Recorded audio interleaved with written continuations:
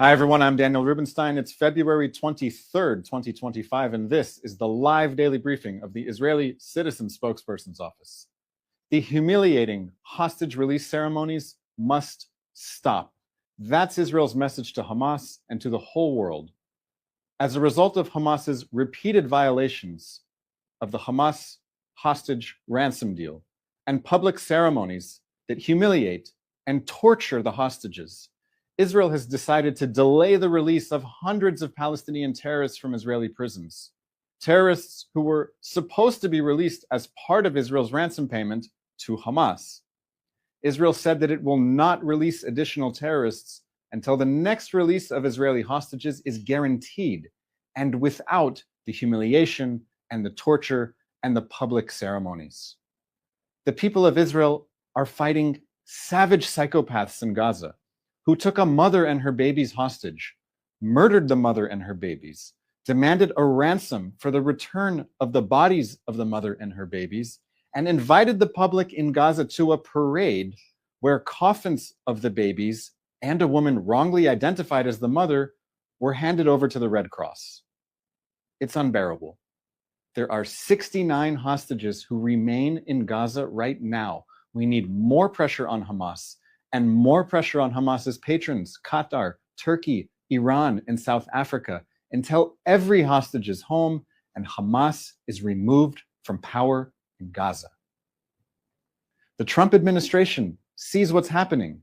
Secretary of State Marco Rubio said in a tweet, Hamas's treatment of hostages, including its brutal murder of the Bibas family, further illustrates their savagery and is yet another reason why we are saying these terrorists must release all of the hostages immediately or be destroyed.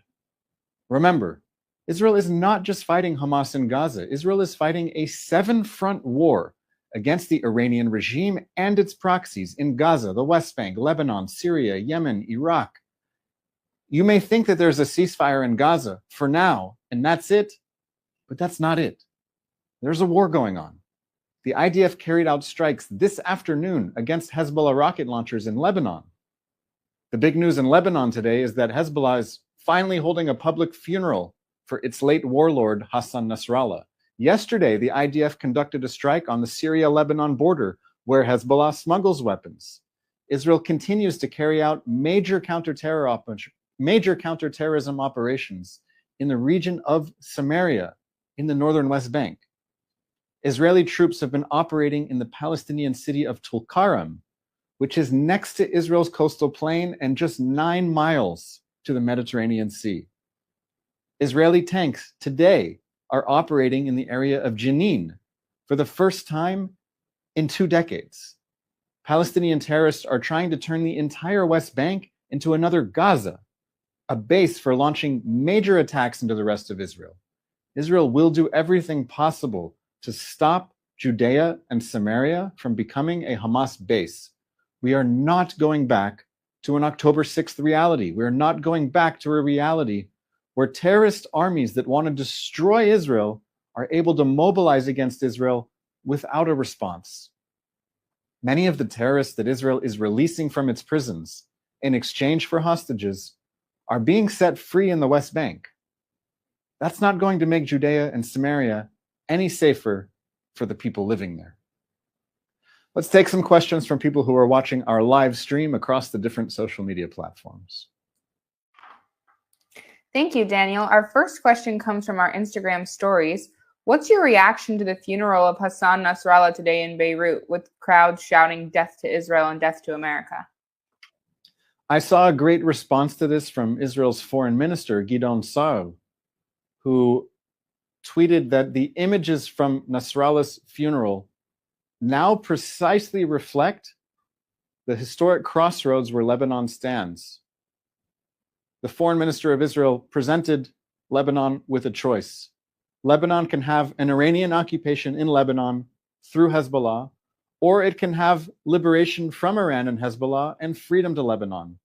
The choice is in the hands of the people of Lebanon. The people of Lebanon need to decide their future, and I hope they choose a future where there is not an Iranian-sponsored militia inside Lebanon that does not take orders from the Lebanese government and that this militia, Hezbollah, can decide to start wars whenever it wants, as it did on October 8th, 2023, one day after the October 7th massacre. Where we stand right now is that Hezbollah must disarm. This is what the ceasefire requires. This is what international law requires. This is what UN Security Council resolutions require. Hezbollah must disarm. Hezbollah has not disarmed. The Lebanese government has not disarmed it. And as long as Hezbollah remains armed, that's a violation of the ceasefire. And Israel is not going to wait for someone else to enforce these violations. And that's why you're seeing Israeli activity in Lebanon still almost every day. Thank you. Our next question comes from X. Do we know what's going on with the Houthis? Thankfully, it's been a little while since the Houthis in Yemen fired a ballistic missile 2,000 miles to Israel, where I live. This was going on regularly, that this Houthi pirate army in Yemen, which shut down the Red Sea to international shipping out of solidarity with Hamas, was firing ballistic missiles at Israel. The Houthis were in the news recently because just recently, Houthi rebels, this was the first time this happened, they fired surface-to-air missiles at a US F-16 fighter jet. This was on February 19th. The Houthis fired surface-to-air missiles at a US F-16 fighter jet. That jet was flying off the coast of Yemen over the Red Sea when that surface-to-air missile was fired. Thankfully, the missile did not strike the jet. The Houthis also fired another surface-to-air missile at an American MQ-9 Reaper drone that the US was flying over Yemen outside Houthi-controlled areas. Again, this is the first time that the Houthis have fired a surface-to-air missile at an American F-16 fighter jet. I would call that a pretty significant escalation. The Houthis remain a powerful pirate militia in Yemen that, if it chooses to do so, can launch more ballistic missiles, not just in the direction of Israel, but in other countries. It can send drones to Israel, and it can cut off international shipping in the Red Sea, as it did after the October 7th massacre, out of solidarity with Hamas. So we should not forget that the Houthis are still in power in Yemen, and what's going on in the Red Sea should not be ignored. Thank you, DPR. Our next question comes from Instagram. Why does Gaza seem to hold the upper hand on the hostage deal, especially when Israel has eliminated most of the snakeheads at the top? The hostage crisis remains a difficult situation to deal with. Hamas is holding these Israeli hostages in closely guarded underground tunnels, where if anyone attempts to rescue them, the hostages could be killed. This gives Hamas an enormous amount of leverage because Israel wants to see its hostages come home. It's a very difficult war. It's a war that changed our calculations. Whereas before October 7th, Israel may have been trying to buy quiet and keep the situation in Gaza from boiling over, it all changed on October 7th, and now our position is quite clear that Hamas must be removed as the government of Gaza, and Hamas can never be the government of Gaza again, and it can't have a military. But to achieve this objective while Hamas is holding hostages is very difficult. And to pay an enormous ransom to Hamas in exchange for these hostages could mean that Hamas achieves its objective and remains the government of Gaza while seeing hundreds of terrorists released. It is a complicated and delicate situation, which is why we say constantly that we need more pressure on Hamas and more pressure on Hamas's patrons, countries like Iran, Turkey, Qatar, South Africa. Hamas needs to feel like it's isolated if it's going to come down from the tree and accept some kind of settlement, which might see the deportation of senior officials to other countries like Qatar and Turkey in exchange for ending the war and allowing the people of the region to move on. But in the meantime, it's wait and see. We have to find out what's going to happen with phase 2 of this hostage ransom deal. In the meantime, 69 hostages remain in Gaza, and we want to see them home. Thank you. Our next question comes from Ed on YouTube. What do we know so far about the conditions of the hostages who were released in this deal? And do we know anything about the next phase to come? The reports about the hostages who were recently released are quite disturbing. It is clear that the hostages in Hamas captivity were tortured, starved, chained, in some cases didn't see the sunlight for more than 500 days. Hamas was holding 2 Israeli hostages for a decade. 2 of them were returned on Saturday. Clearly, they are going to need intense psychological treatment. They were already mentally ill when they entered Gaza on their own, and Hamas held them for a decade. We also have heard stories of hostages who were held in private family homes and used as house slaves. This is how hostages are being treated in Gaza. They are slaves. They are being tortured, starved, and chained.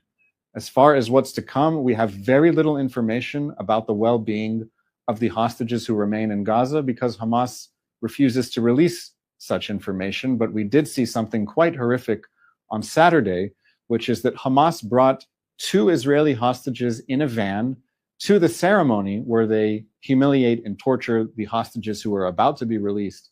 Hamas took 2 Israeli hostages who were not going to be released, but they brought them to the ceremony, made them watch, and made them beg on camera for the hostage ransom payments to continue so that these 2 Israelis could come home. This is what Hamas is doing. Hamas is trying to escalate the pressure on us.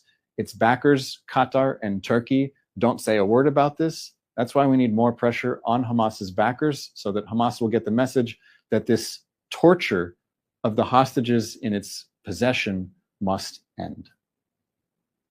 Thank you. This is our final question from Instagram. Now that we've seen the depths of the evil of this terrorist ideology, should Israel be changing its approach to fight this terror? The short answer is yes, of course, Israel should be changing its approach, and that's part of what we're witnessing. But we have never, I think, in the history of humanity, seen a challenge like this, where an enemy that wants to annihilate us, that wants to kill us all, that wants to wipe Israel off the map, invaded a border, a very short distance, to Israeli homes, massacred 1,200 people, and took hostages back into Gaza. And these are the hostages that it's using to defend itself against a reprisal from the Israeli military. So the hostages are Hamas's insurance and human shields. And it has been a very difficult military operation with 2 goals in mind: removing the threat of Hamas and ensuring the safe return of the hostages.